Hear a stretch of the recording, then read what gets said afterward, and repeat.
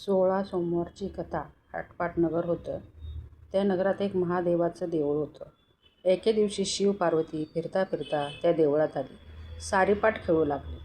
डाव कोणी जिंकला असं पार्वतीने गोरोबाला विचारलं. तेव्हा त्यानं शंकराचं नाव सांगितलं. त्यामुळे पार्वतीला राग आला व तू कोडी होशील असा शाप दिला. त्याला असह्य वेदना होऊ लागल्या. पुढे एके दिवशी त्या देवळामध्ये स्वर्गीच्या अप्सरा आल्या. त्यांनी त्या गोरोबाला पाहिलं व त्याला कोडाचं कारण विचारलं. गोरोबानं गिरिजेचा शाप सांगितला. अप्सरांनी त्याला 16 सोमवारचं व्रत सांगितलं. त्यामुळे तू बरा होशील असं सांगितलं. गोरोबाने ते व्रत कसं करावं असं विचारलं. अप्सरांनी सांगितलं सारा दिवस उपवास करावा, संध्याकाळी आंघोळ करावी, शंकराची पूजा करावी, नंतर अर्धा शेर कणिक घ्यावी, त्यात तूप गूळ घालावं व ते खावं. त्या दिवशी मीठ खाऊ नये. त्याप्रमाणे 16 सोमवार करावे. 17व्या सोमवारी 5 शेर कणिक घ्यावी, त्यात तूप गूळ घालून चुरमा करावा, देवळात न्यावा, भक्तिभावानं शंकराची पूजा करावी, नंतर चुरम्याचा नैवेद्य दाखवावा. पुढे त्याचे 3 भाग करावे. एक देवाला, दुसरा देवळात ब्राह्मणांना वाटावा किंवा गाईला चारावा, तिसरा भाग आपण घरी घेऊन जाऊन सहकुटुंब भोजन करावं असे सांगून त्या नाहीशा झाल्या. पुढं गोरोबानं हे व्रत केलं. गोरोब चांगला झाला. पुढं काही दिवसांनी शंकर पार्वती पुन्हा त्या देवळात आली. पार्वतीने गोरोबाला कुष्ठरहित पाहिलं. तिनं विचारलं. तेव्हा आपण 16 सोमवारचं व्रत केलं त्यामुळे हे घडलं असं सांगितलं. पार्वतीला आश्चर्य वाटलं. तिनं आपला रागावून गेलेला मुलगा कार्तिक स्वामी परत यावा म्हणून हे व्रत केलं. कार्तिक स्वामी ताबडतोब येऊन भेटला. पार्वतीने त्याला 16 सोमवारच्या व्रताचा महिमा सांगितला. कार्तिक स्वामीनं हे व्रत केलं. कार्तिक स्वामीला फार दिवस देशांतराला गेलेला मित्र भेटला. कार्तिक स्वामीनं हे व्रत ब्राह्मणांना सांगितलं. मित्रानं लग्नाचा हेतू मनात धरून मोठ्या श्रद्धेने 16 सोमवारचं व्रत केलं. त्याला त्या व्रताचं फळ मिळालं. राजाच्या हत्तीचं त्याच्या गळ्यात माळ घातली. त्यामुळे राजकन्येशी त्याचा विवाह झाला. पुढे राजकन्येने त्याला विचारले, मी आपणास कोणत्या पुण्याने प्राप्त झाले? त्याने तिला 16 सोमवारच्या व्रताचा महिमा सांगितला.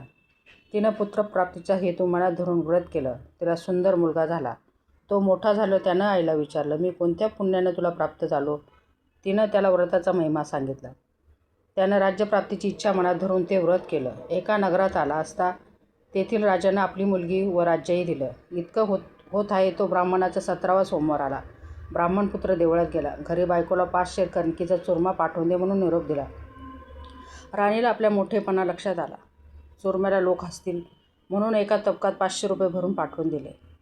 चुरमा वेळेवर आला नाही. व्रतभंग झाला म्हणून देवीला राग आला. त्यानं राजाला दृष्टांत दिला. राणीला घरात ठेवशील तर राज्याला मुकशील, दारिद्र्यानं पिडशील. ईश्वराचा दृष्टांत अमान्य केल्यास त्याला अकृपा होईल हे जाणून तिला नगरातून हाकलून दिलं. पुढं ती दीन झाली. रस्त्यानं जात होती. एका नगरात म्हातारीच्या घरी उतरली. तिनं तिला खाऊपिऊ घातलं. एके दिवशी तिला चिवट विकायला बाजारात पाठवलं. वाऱ्यानं सारी चिवटं उडून गेली.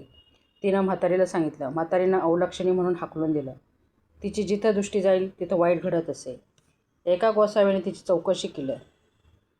तिनं आपली सारी हकीकत सांगितली. धर्मकन्या मानून तिला घरी नेलं. पण तिथेही असंच अभद्र घडू लागलं. त्याने तिला व्रत मोडल्याचं पाप आहे हे जाणलं.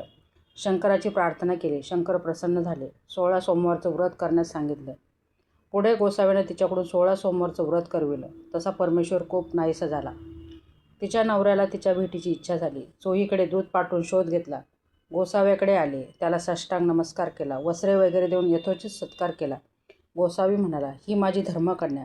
तिला माहेरी ठेवून घेतलं होतं. आपली पत्नी आपण घेऊन जा, सुखानं नांदा. उभयतांनी गोसाव्याला नमस्कार केला. मोठ्या आनंदाने राणीसह नगरात आला. मोठा उत्सव केला. दान दक्षिणा देऊन ब्राह्मणांना संतुष्ट केलं. राणीनं श्रद्धायुक्त अंतकरणाने मोठ्या भक्तिभावाने 16 सोमवारचं व्रत केलं. राजा राणीची भेट झाली. आनंदाने रामराज्य करू लागली. तसे आपण शंकराला प्रसन्न करून रामराज्य करूया. ही 60 उत्तराची कहाणी. 5 उत्तरे देवा ब्राह्मणाच्या द्वारी. गायीचे गोठीत पिंपळाचे पारी सफळ संपूर्ण.